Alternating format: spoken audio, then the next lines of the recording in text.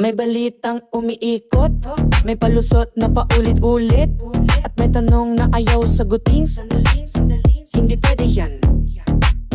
Hindi pa iikot, diretso sa punto kung sino pa ay no, at bakit ito ang balitang buo. Ito ang usapang totoo, ito ang hindi pwede yan. Sa mga balita walang spin, ako po naman si Ricky Rivera at ito ang Di Pwede Yan. Ito po yung ating new playlist ngayon dito sa Current PH TV. Sa una-una nating mga balita, Department of Agriculture balak itaas ang maximum suggested retail price ng imported na bigas mula 43 pesos per kilo to 45 pesos per kilo o 2 pisong dagdag presyo. Ang dahilan po ng ating Agriculture Secretary Francisco Kiko Tiu Laurel Jr.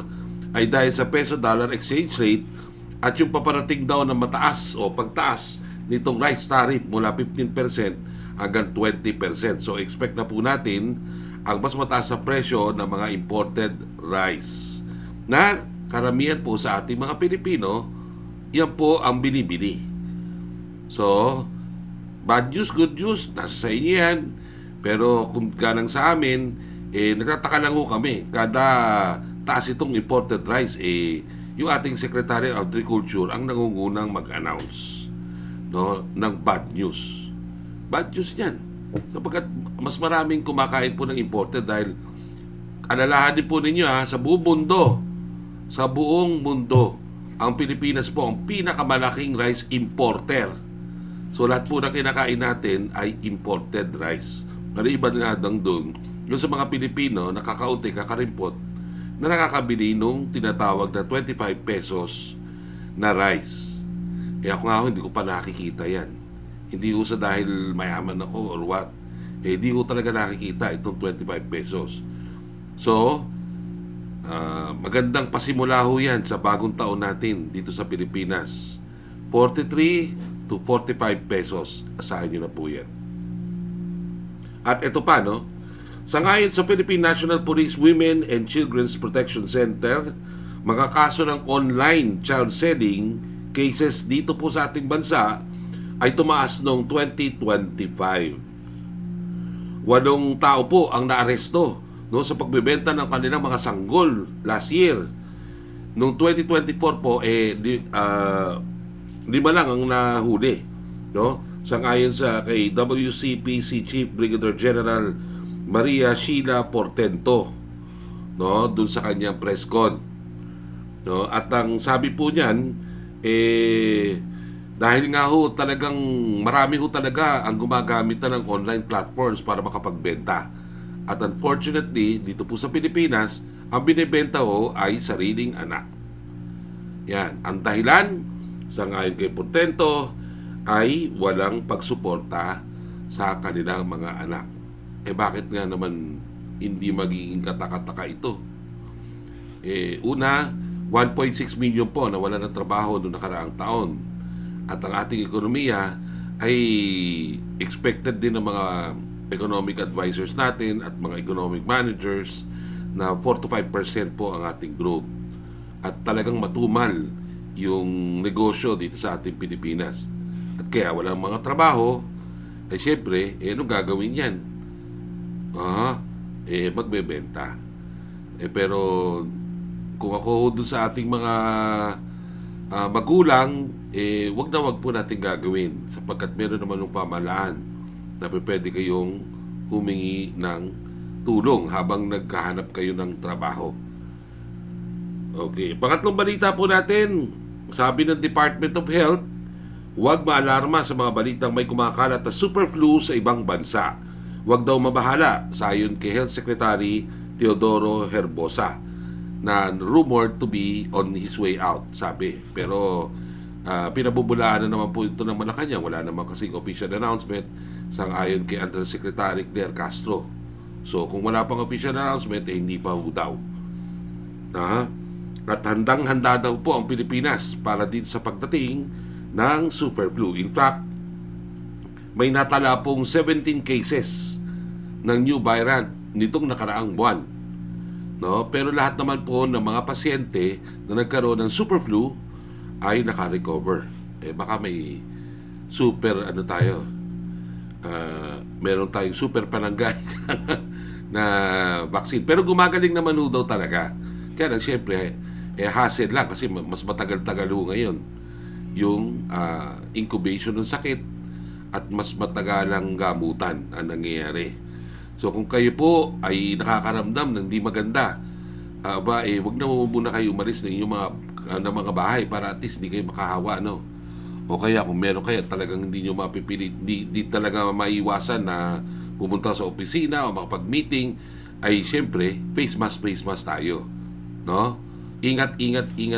Lalo na raw, according to Health Secretary Herbosa, yung mga Pilipinong magta-travel doon sa Western Hemisphere, yung mga pupunta ng Europe, etc. At sa mga malalamig na bansa, na doon daw kumakalat ang tinatawag na super flu. At tingin pa rin sa mga balita natin sa kalusugan, hindi na raw kailangan, no, mga kababayan, hindi na natin kailangan ng guarantee letters doon sa mga taong humihingi ng medical na tulong, pinansyal. No? Alam niyo naman ho, kapag yung ating mga kababayan na pumupunta sa mga public health hospitals o kaya sa mga private hospitals at nakoperahan, napakalaki ho ng gastos sa kalusugan. Kaya sabi ni Hermosa, hindi na daw kailangan na humingi ng guarantee letters. Itong mga guarantee letters, ito po ay hinihingi sa PCSO at sa mga politiko, at yung mga politiko naman ay susulat dun sa mga ahensya ng gobyerno na pwedeng magbigay tulong katulad ng PAGCOR pati PCSO. Pero hindi na raw kailangan ngayon sang-ayon kay Herbosa. At isa pa, isang balita, health related pa rin ito, mahigit 300,000 ang makikinabang sa planong i-waive ni Pangulong Ferdinand Bongbong Marcos ang Philippine Health Insurance Corporation yung interest po dun sa mga unpaid premiums at magkaroon ng 1-year grace period para naman sa mga employers to settle accumulated contributions from July 2013 to December 2024. Sakaya po sa ating Pangulo, as we continue to help our fellow citizens, especially in the area of healthcare, I have directed PhilHealth to implement a general amnesty for business owners, private employers, and self-employed Filipinos with unpaid PhilHealth contributions. We know that the 3% paid monthly for PhilHealth is something our fellow citizens really feel. That is why we will take action.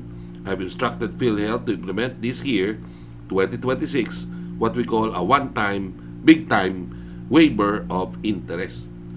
So, good news yan sa mga employer na hindi nagre-remit nung kanilang mga PhilHealth remittances. No? At yung mga hindi nagbabayad nung kanilang mga premiums. Paano naman doon sa mga nagbabayad regularly? Itong mga balitang ito, parang may isip po na, ganyan pala ka-lenient yung gobyerno. Pwede naman po palang hindi mag-remit o hindi magbayad ng mga remittances o ng mga premiums sa PhilHealth. Yan po yung epekto niyan, no, sa ganang akin. No, dapat medyo stricto sa pagsingil itong pamahalaan. At speaking ng pagsingil, kami rin, mga taong bayan, naniningil din kami. Nasaan yung PhilHealth funds? Ha? Na turnover na ba ng Pangulo, makaraang kuwain at ipunta sa Maharlika Funds? Sumunod na po ba sa kondisyon ng Supreme Court? Ito pong ating Executive Department. At last but not the least, noong Monday po ay nanawagan po si dating Ilocos Sur Governor Chavit Singson ng pagpapatalsik kay Pangulong Bongbong Marcos Jr. dahil daw utak sa katiwalian kasama ng pinsang si dating Speaker Martin Romualdez. Paano hindi ka ba naman mawawagan? Nangako itong palasyo na magkakaroon ng mga big fishes na uhulihin at ikukulong. Mga dilis lang ang talagang nakulong itong bago magtapos ang taon. In fact, si Diskaya, no? Nasasaan si dating Speaker Martin Romualdez? Nasasaan yung tinatawag na sinasabi at tinuturo na mga nagpakana nitong malawakang pandarambong sa ating public funds? Itong si dating Bicol Congressman Zaltico, nasaan sila bunuan? Si dating DPWH Secretary Bonoan na di umano'y nakakuha din ng mga alokasyon na bilyon-bilyon, no? Na pinabubulaan na naman niya. Executive Secretary Lucas Bersamin, biglang nawala yung mga pangalan nitong mga undersecretary, no, na pinangalanan mismo, fininger o itinuro nitong dating DPWH Undersecretary Bernardo. So, asahan po ninyo itong 2026 ay patuloy pong aapoy itong mga issue tungkol sa anti-corruption, lalo dyan sa flood control projects. At may mga balita po tayo na within next week ay may 3 po talagang malalaking isda na ikukulong dahil dito sa flood control projects. So, tabayanan po ninyo yung mga balita na yan. So, at ano po ang gusto ng oposisyon, lalo na ng mga Duterte, lalo na ni Chavit Singson, siyempre, mapatalsik itong si Bongbong Marcos para yung kanilang manok na si Sara Duterte ay siya namang maging Pangulo. At speaking kay Vice President Sara Duterte, siya po daw ay magpe-face ng isang impeachment complaint. Kung kailan yan, ang balita natin mga honor before February 6. So, ano kayang klase? Ano kayang manilabag nitong dating ating Vice Presidente? Malamang sa hindi yan, yung hindi niya nasagot, no? Yung kanyang anomalya, di umano, na 650 million na intelligence funds na hindi niya na-account. Baka yun. O baka yung siya ay nagbanta na ipapapatay niya ang Pangulo, unang ginang, at ang speaker dahil sila di umano ang dahilan kung bakit nagka-leche-leche yung kanyang buhay noong last year. So, tingnan natin, medyo may init-init at siguro itong first quarter na ito, expected talaga natin yan, no, sa ating bansa. At harinawa naman, bago mag-Holy Week, humupa na ito at mawala, no, sapagkat ang talagang naapektuhan ang ating ekonomiya na worst performing nga sa buong Asia. Tayo pa naman ng ASEAN head ngayong 2026.